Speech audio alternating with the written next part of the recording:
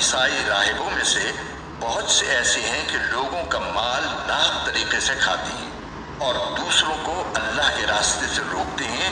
और जो लोग सोने चांदी को जमा कर कर के रखते हैं और उसको अल्लाह के रास्ते में खर्च नहीं करते, उनको एक दर्दनाक अजाब की खुशखबरी सुना दो।